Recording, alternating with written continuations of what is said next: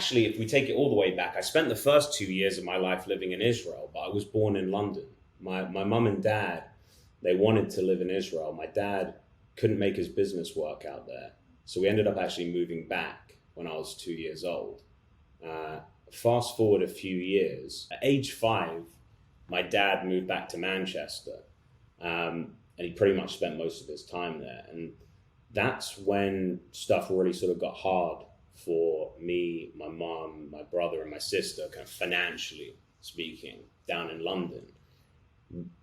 So much so to the point that my mom actually had to go on benefits, which in the US is the equivalent of welfare. But that pretty much saved us. You know, we were on benefits for a decade, and we lived off £90 per week. So it's about just about $100, $110 or so a week. And then my mum was able to earn an extra £50, and she was a piano teacher. She's an incredibly gifted, classically trained pianist.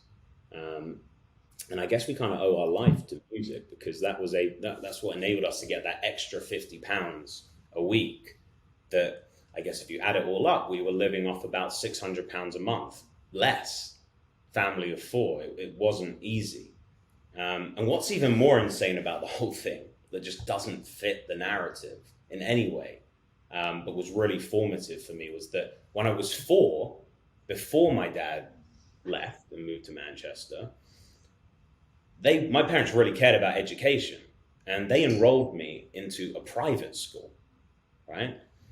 And, you know, my grandfather had passed away a couple years before that when I was 2, and he had left just enough money for my mom to keep me in that private school until I was 10, until I was able to move to a state school, which is obviously state-sponsored and free. But, you know, as I said, that was a huge part of what kind of made me who I am, because what I ended up finding myself is, you know, I was a young kid with a family on benefits, on government benefits, living off £600 a month. And I was surrounded by, you know, people that could afford private school. And they seemingly had everything that I wanted, but nothing that I had. And, you know, you had these kids with nice houses, and from a naive child's perspective, they had seemingly functional families. I mean, looking back on it, it's funny to think, you know, how dysfunctional they probably were. But when I was going around there, at least to their houses, it seemed to be everything that I didn't have when I went home to my reality. So the net there is that I actually became this like massively insecure kid. Not only socially, but, you know, food insecure, financially insecure. But I think that was the as I said, like the formation of Harry Hurst, the hungry, ambitious immigrant entrepreneur. I think it can like really be attributed to those times, those formative years. You know, I saw the world for what it really is, because the world's a tough place. You know, you're not wrapped up in cotton wool. So I think I had very early exposure to what it would be like to have to fend for yourself. And I think that's a trait that every successful entrepreneur really needs, because effectively you're battling against the rest of the world. So I wouldn't have realized it at the time, but retrospectively, I can certainly say that's what it gave me for sure.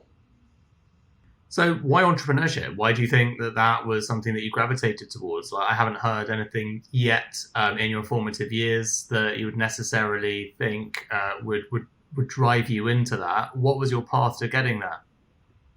So I think I was always an entrepreneur. I've never had, you know, a real job. I didn't really have a choice, you know, growing up. I had to, you know, as I mentioned, you know, we weren't living off much money. So anything that I had in my teenage years, I kind of had to hustle for. And all of the cliche normal things I did, selling on eBay, setting up those kind of stores. And even going back earlier, my father is still to this day, he still does the same thing and always was an entrepreneur. He never really had a job, at least during my lifetime, as long as I was alive. He was always doing his own thing, mostly in the fashion business, in the rag trade, as we call it in the UK. And schmutter trade, mate. The schmutter business, yeah, the schmutter. That's exactly what my dad was in as well. Yeah, but you know, my dad my dad tried to find his feet in that business, and he tried to play in really big leagues. He was really ambitious, and you know, he ended up building, a very humble business in the markets, and not the financial markets that I play in today, but the traditional markets as we know them in the UK, where you set up your stall and you sell clothes. I mean, he chose to sell clothes. You could sell anything that's legal. And he still does that to this day, bless him. He gets up really early in the morning, and that's his passion. He loves going and just dealing with the people. And he, brought me from approximately the age of 8. I used to spend summers with him. And he would bring me onto the market stalls. And these are not, my dad lives in Manchester, right? So we were going to the ends of the country, places that, most of the listeners to your podcast probably haven't even heard of. Really small little villages across the UK. So from a very early age, I was, exposed to not only learning how to sell and deal with people from all different walks of life, but also to the reality that this kind of like bubble that I lived in London was not necessarily full and final. There's other people out there living very, very different lives. So I owe a lot of that to him as well, in bringing me every summer, not only to be able to earn a little bit of extra money with him, but to be able to kind of learn how to confidently sell and deal with people from all walks of life. So how do you think that how do you think your upbringing has shaped the way that you think about challenges and think about yourself as well, and the choices that you've made? As it relates to my career? Yeah, as it relates to your career. I think it's made my career, to be honest with you, my upbringing. I think, when I think about it, if my career is a personification of me, and I think a lot of people kind of feel that way, if I'm the product of my upbringing, then I guess my upbringing, is causation at most, and at the very least, it's association, right? So yeah, my career looks a lot like my upbringing in my life. It's non-traditional, it's risky, it's rebellious in some ways, but thank God it's all seeming to come together. I guess just thinking about this this scenario with your dad. So you mentioned that he left, and then it was your mum helping on benefits. What's the story there then? Do you still have a relationship with him? So I have an incredibly close relationship with both of them today, but it's taken a lot of work, right? It's had its ups and downs over the last couple of decades. And, I'm extremely thankful to both of them for different reasons. My dad is a completely reformed character these days. He's one of the kindest humans that I know. He faced his own sets of challenges, as everyone does, when I was growing up, and had his own reasons for everything that he went through. Probably a lot of it to do with his childhood. But today, he's one of my closest confidants, one of my biggest supporters, and we have an incredibly close relationship. But it has taken time to develop that. We have more of a best friend relationship. It's great. I'm very thankful for it. And with respect to my mother, she's also just a huge champion of everything that I do. I'm very fortunate in that, I have some friends that their parents, are quite controlling over sort of their career and how they want them to live their lives. When I told my mother that I wanted to move to America, she just said, amazing. She's been incredibly supportive of everything that I've wanted to do. So I definitely have her to thank for that. Let's talk about moving to America then, because I don't know you from England, but I do know you from being an English entrepreneur, which is unusual. But back in the day when I was running Grabble and I was, actually considering the American market, I went out to LA, and a mutual contact, Errol Damlin, who's the founder of Wonga, put us in touch. And I was, as you know, a massive, massive fan of Skirt, your product at the time. because it solved a huge problem. So anyone that's ever flown into LA knows what an absolute nightmare it is to literally even just get from the airport to rent a car there because it's so big. I loved your approach with Skirt, which I want you to talk about rather than me, because it was literally just classic startup breaking all of the rules and finding a way. So what was Skirt? And before we get into that, I guess what was the motivation for starting it, for moving to LA? I'm assuming you didn't just start it in the UK and move to America, but I actually don't know. So tell us about what drove you to move to America and how you started that company. Yeah, so let's take a couple steps back, because I had decided, from a very young age that I wanted to be in America.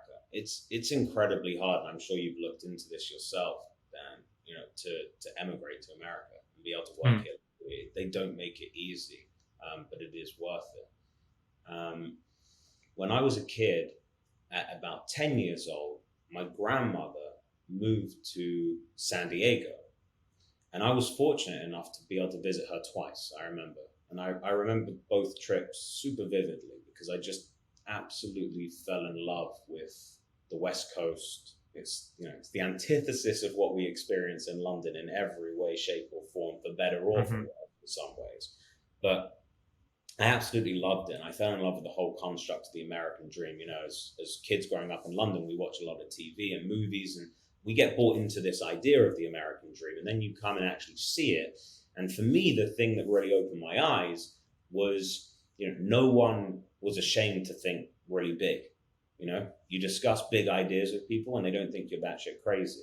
Whereas I think in the UK, it's a little bit taboo to think that big. It's like, oh, that guy, there's the crazy guy that thinks about these crazy, wacky, big ideas. And I think it's probably getting better over time as we see more successful companies like Wonga, like TransferWise, and coming out of Europe. But at least when we were growing up, I'm sure you can attest to this, it's tough being the kid that thinks big. So that's why I fell in love with the idea of moving to America. And I had it in the back of my mind that I wanted to be there, but I knew it was going to be a long path. So I spent my sort of formative years of my career, from my late teens to my early 20s, just building various different businesses that had no real equitable value. I was just kind of hustling to make money. These were cash flowing business, bootstrapped companies, but not necessarily tech enabled. And I have a computer science background, right? I studied computer science from the age of 11. So I always wanted to build something in tech, but I knew I wasn't going to build that in the UK. I wasn't even going to try to build a tech company in the UK because there was just no real semblance of a venture ecosystem. So with that in mind and working towards getting to the US being my goal,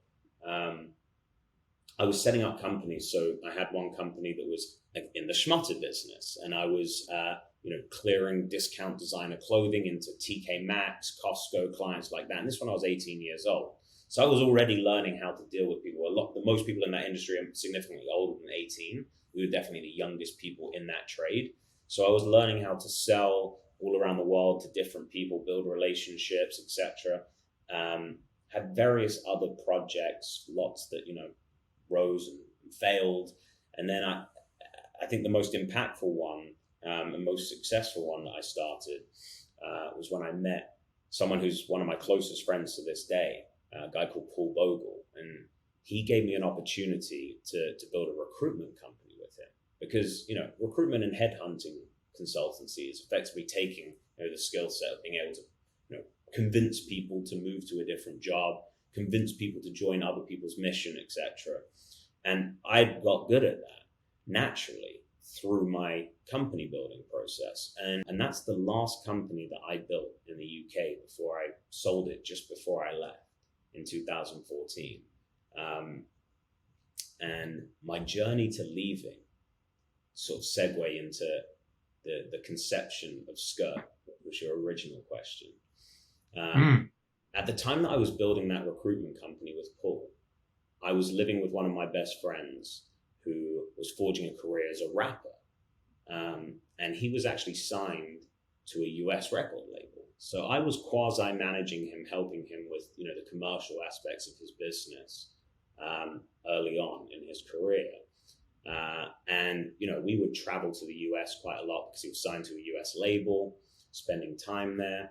And I was the guy, who had 100 notes in his iPhone of companies and ideas that he wanted to build. And there was one summer, and it was in 2014, that, the record label had kind of flown us out to LA. And I met, it was the night that for the first time, I met my co-founder, Josh. And he's now my co-founder for the second time in Pipe, but originally in Skirt.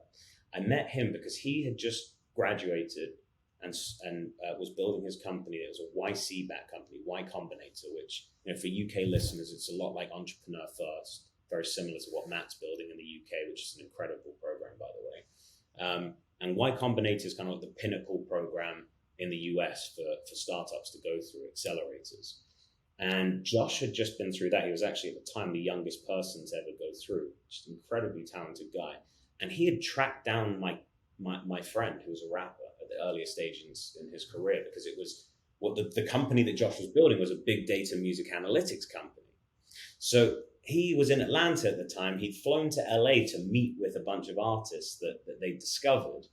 And, I always remember my friend, I remember it so vividly. He said to me, because I have a computer science background, he said to me, "Harry, there's a bunch of computer geeks that are coming to the studio tonight. They want to talk to me about some business. I need you to come because I have no idea what they want." And I said, "Sure, sounds interesting. I'd love to meet some people in tech." And lo and behold, fast forward 12 hours of conversation at this studio. It was Atlantic Studios on Cahuenga in LA. I had pitched Josh probably 50 out of the 100 ideas that I had in my notes.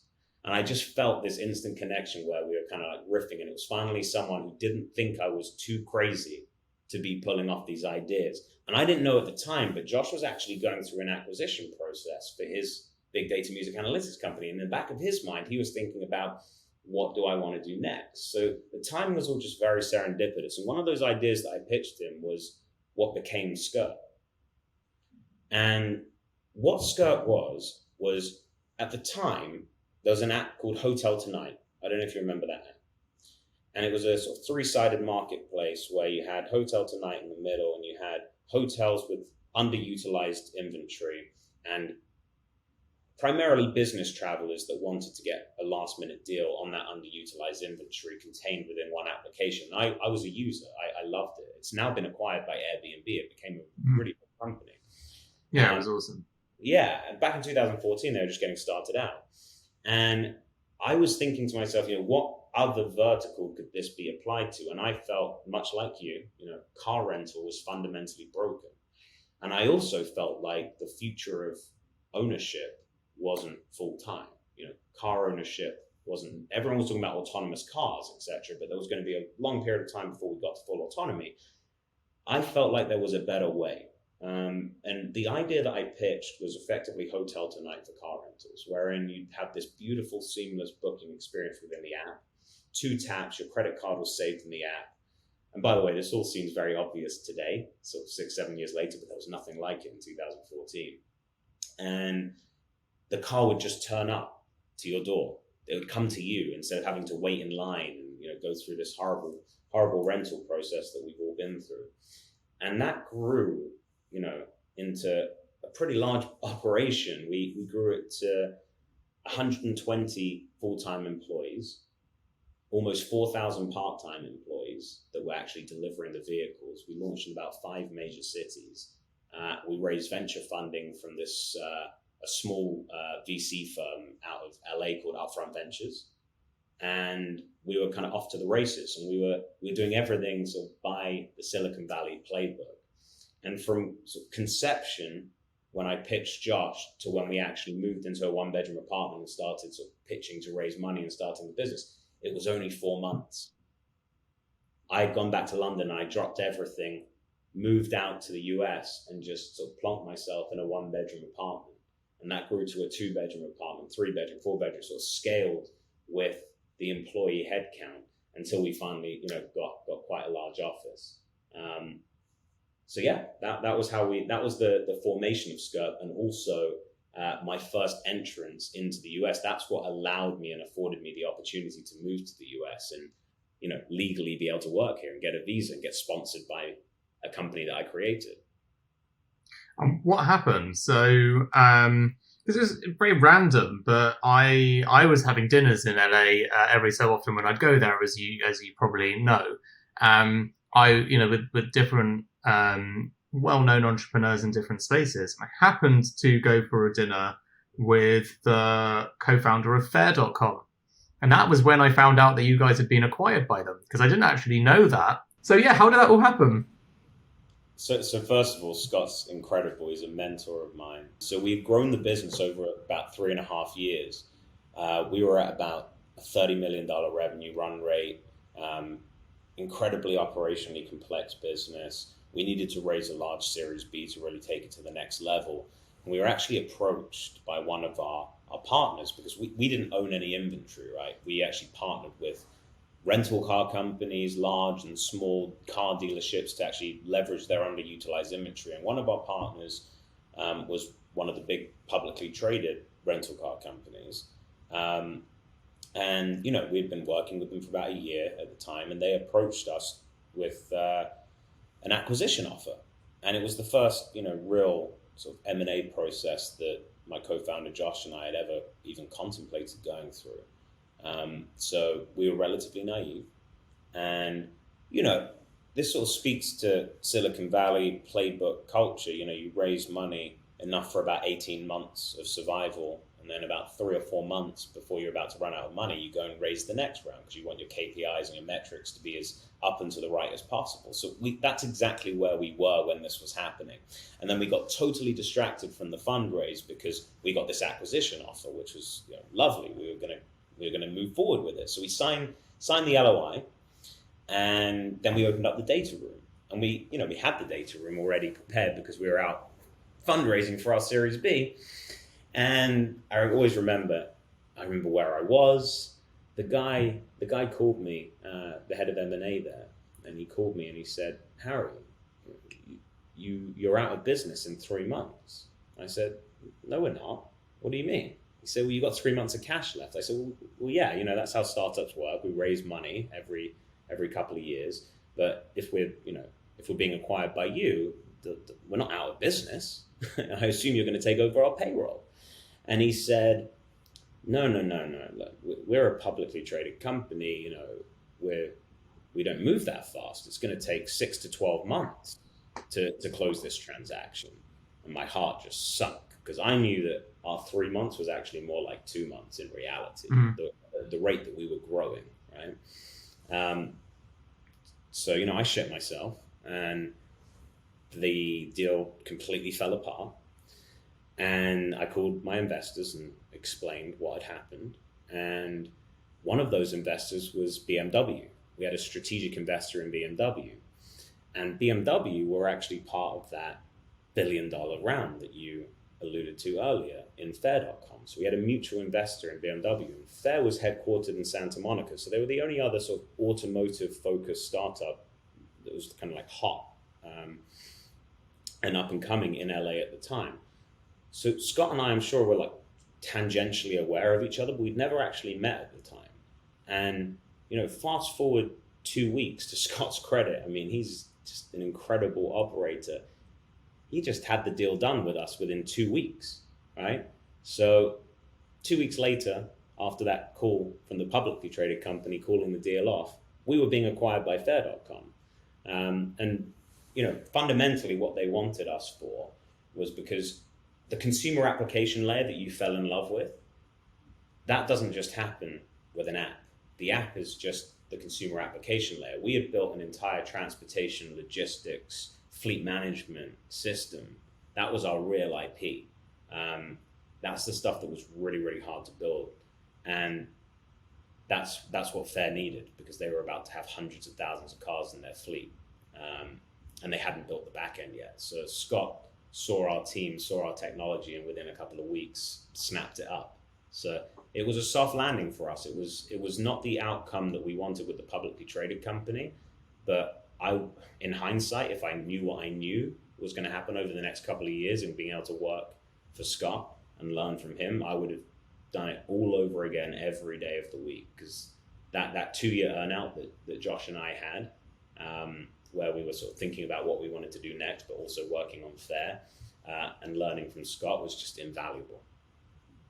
And can you speak to any of the details in the terms of the deal? And I guess like not just even speaking about the crude part, which is money, but also the relationship with Upfront Ventures, right? Like no seed fund is looking to invest in a business like yours and exit by Series B. So how do conversations like that go as well? They were actually, all of our investors were incredibly supportive, because Scott had taken TrueCar public, and that was another LA-based unicorn. He had previously taken a company public.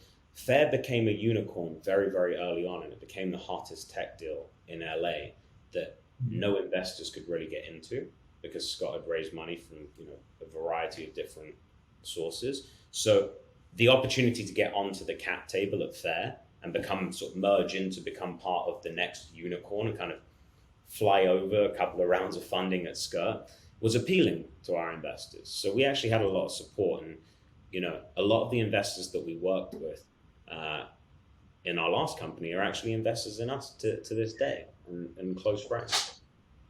And was it are you able to say whether it was a share, like all share deal? Was there shares and cash? Like anything that you can actually do to educate you listeners is super useful, because obviously there's different kinds of exits, and we're here to learn. And M&A is a complex thing, and this was my first time kind of really learning about it. It was a combination of both, but all of the cash went to pay off debt that we had on our balance sheet. So that went straight to the banks. And then the rest was equity. So when people ask me, how much did you make from that deal? I'm like, I don't know yet. Let's see how the equity performs.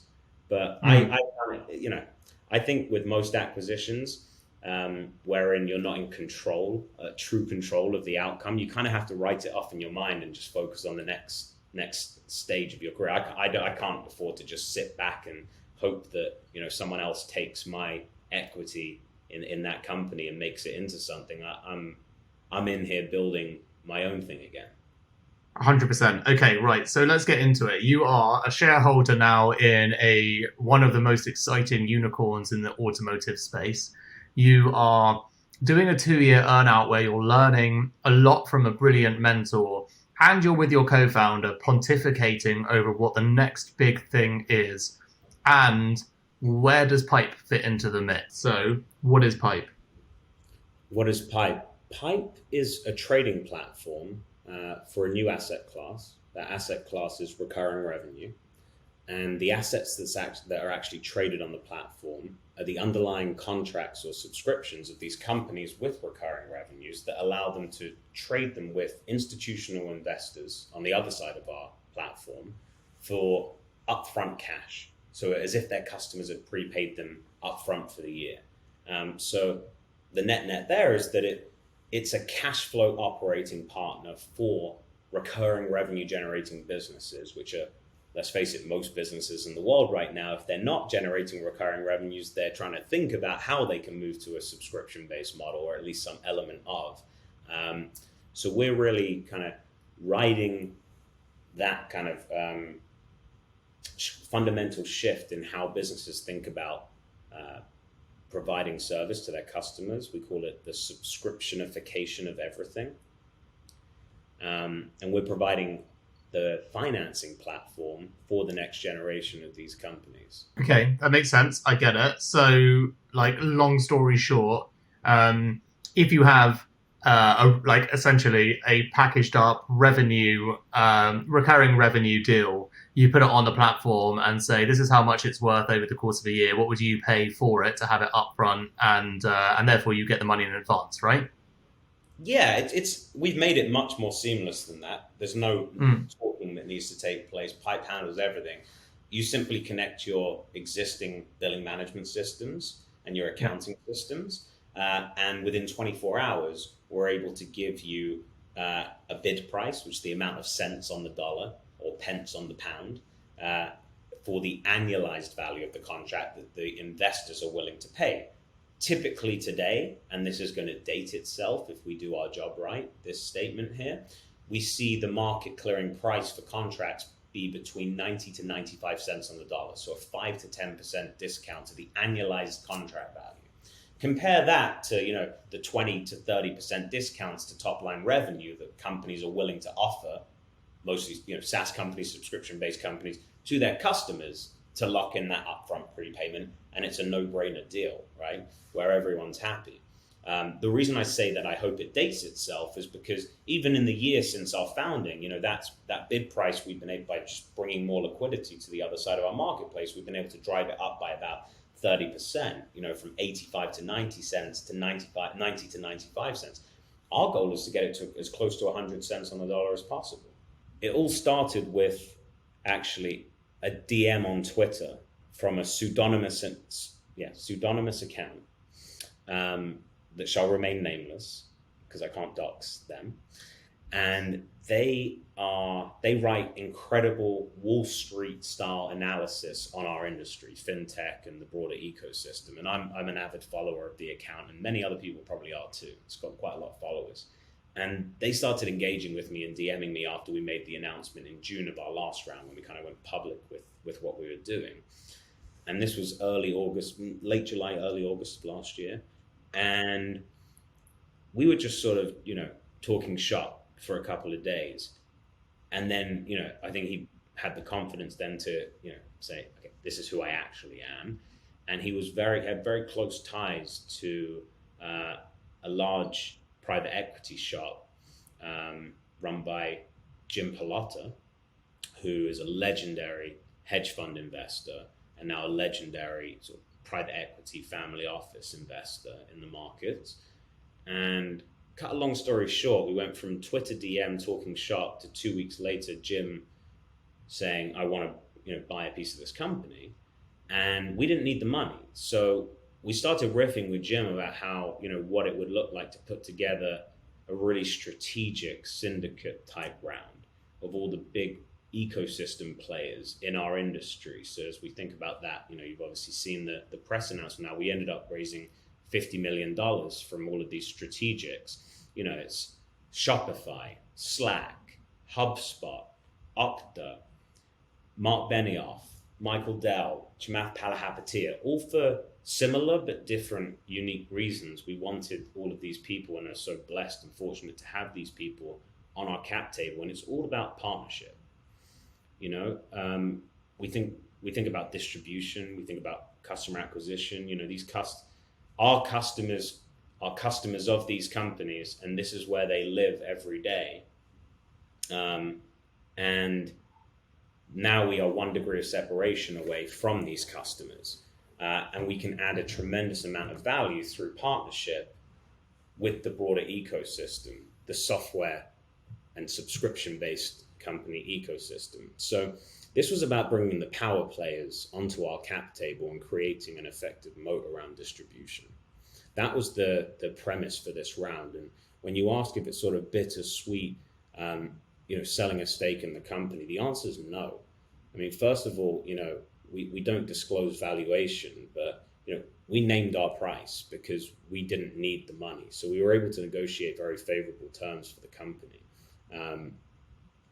I think for the investors that are investing, they're not even necessarily price sensitive to a degree, because they're investing for strategic reasons as well, for the partnership and to have some skin in the game for the upside and be really committed to the company. So that's how the round came together. It took many months of work to put it together, because getting publicly traded companies to invest directly off the balance sheet is no mean feat. It's not like a 24-hour decision, like a venture capital investor. So we put a lot of work into putting this round together, but it's really already starting to pay off. I guess how have you found the differences between what Harry Hurst, the leader, was like at Skirt versus how Harry Hurst, the leader, is at Pipe? If you had to reflect on any growth you've had as a leader, what have you learned and how are you applying it differently this time? Well, I think I've matured significantly in the last 7 years because I've just learned a lot. And I don't necessarily even just mean sort of matured on a personal level, matured in my understanding of how to build businesses and how to deal with people that are on the journey with you. And one thing that I try to really impress upon other founders is there is no right or wrong way to build a company. There should be no specific playbook on how to build a venture-backed company. You know, I think that it's about time that founders take all of the good fortune that they're given and how they're treated by their investors in founder-friendly terms and start really thinking about how do you become more team-friendly, because being a founder is actually like kind of like a bullshit title. I think people talk about like, oh, it's the founder of this company, it's the founder of this company. But realistically, you can be the founder of a company and work there for 2 weeks, right? And you're still known as the founder of the company. But really all you did was come up with the idea. If you're the founder CEO of a company and you spend many, many years building the company, that's a whole different level, right? But they're two separate things. Being a CEO is a job title. You just happen to work for a company that you incorporated, right? You're nothing without the team that you have. And I think founders sort of know that and recognize that. But in the way that they actually implement certain things, like how they afford people stock options, how they actually grant equity, how they think about corporate benefits, the ping pong table isn't important here, guys. Like, that's not the important thing. That's not the thing that changes people's lives. Culture.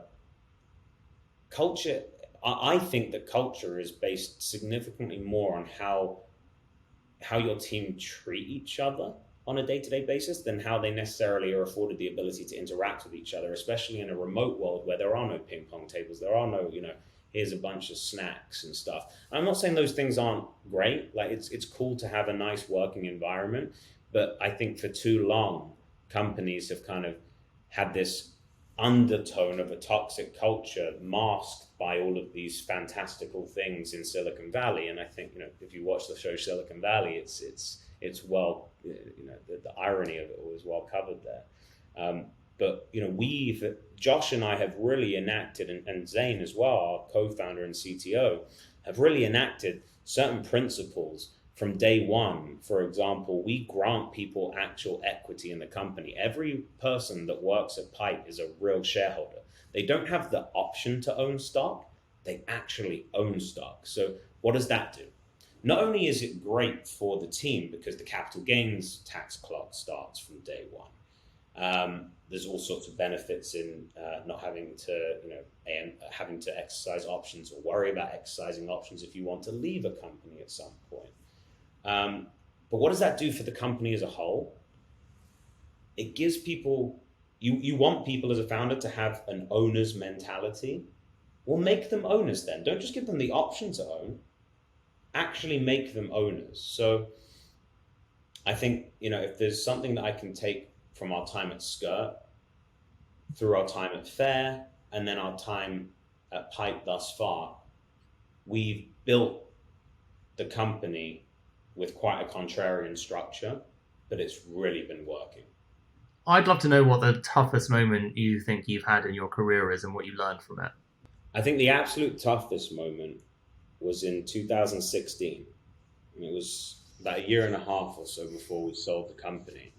And I suddenly overnight got hit with this severe anxiety and started, for the first time in my life, and anxiety is an incredible common thing to experience, but I started experiencing it in a really real way, to where it was debilitating in some cases. And it felt like it came overnight, but having gone through, cognitive behavioral therapy and thinking about how to actually resolve the issues that I was facing, I learned that it was actually building up over my entire life, and it just hit me like a ton of bricks overnight, and I was effectively immobilized. And it's taken me years of work on myself to learn to live with it and to get over it and, prevent it from stopping me from being successful, which, I'm proud of myself for being able to do that. And I still work on it every day. But, man, that first year or so experiencing it was hell. It was really scary. So I guess what I've learned is that it's not just a buzzword. Mental health is a real thing, and I actually don't think that it should be referred to as mental health. And I know you can relate to this. I don't know your personal story necessarily as it relates to mental health, but I know the business that you're building relates closely to brain health and mental health. And I just think it should be called health, right? Because mental health can be just as impairing as physical ailments, if not more so in some cases, right? So yeah, I think the biggest thing I've learned is not to even think about it as mental health, just think about it as health. Exactly. And understand that every day you're working on it, just like you're working on your health. Yeah. And it's not work. And by the way, it's not working on solving it. It's working on living with it, because you always have your mental health to protect. Last question, which is, what's the best piece of advice you've ever been given? And what is your best piece of advice for listeners to take away from this episode and your journey? I have to think about that one. Well, the best advice I've been given, and I can actually prove that this worked out for me as well. The best advice I was ever given, and it's actually the advice that I would like to just pass on and not take credit for. The advice was given to me by a mentor of mine, and it was that don't hold back on discussing the ideas that you have if you want to be a founder. It pains me when people say to me, I've got this amazing idea, but I can't talk about it. I think that's going to hold you back. And I think that, ideas need to be open sourced, and it's the execution of the idea that's proprietary in nature. It's not the idea itself 99.9 times out of 100. And if you believe, or rather, if you don't believe that you're the best person to execute on this idea, or at least to put together the team that's going to execute on this idea, it doesn't matter how many people you tell or don't tell, you're going to get out executed. It's not always first mover. By the way, Travis at Uber completely out executed the guys at Lyft. Lyft actually came first. Uber out executed. So, and that's okay, that's market dynamics, and Lyft have done well in the end. But point being here is that I encourage entrepreneurs and founders that are getting started out to talk to as many people that they trust about their ideas, take the feedback, get other people, practice getting other people excited about your ideas, speak to people who are going to give you, harsh feedback, real critique, and practice objection handling. And it also allows you to kind of develop your ideas as you go along. And the reason I can sort of not just preach this, and I actually practice this, if you remember earlier in our conversation, I talked to you about that night that I met Josh, and I had 100+ ideas written down in my book, in my notes rather, in my iPhone. And I was pitching him all of them that I thought were the top 20 or 30, I was pitching them. And that made my career, because I got the opportunity to work with Josh, build our first company together, and here we are building our second company together. And that wouldn't have happened if I would have been coy and said, I got some ideas, but I can't tell you about them. So that would be my piece of advice. Harry, it's been a massive pleasure. Thank you so much for joining me, sharing the Pipe journey. Massive congratulations on the announcement of your round and all the hard work, the 20 years of effort that's gone into this moment. I'm hyped for the next 20 years and very, very lucky to call you a friend and to continue watching you on your journey, mate. Likewise. Thank you so much for having me.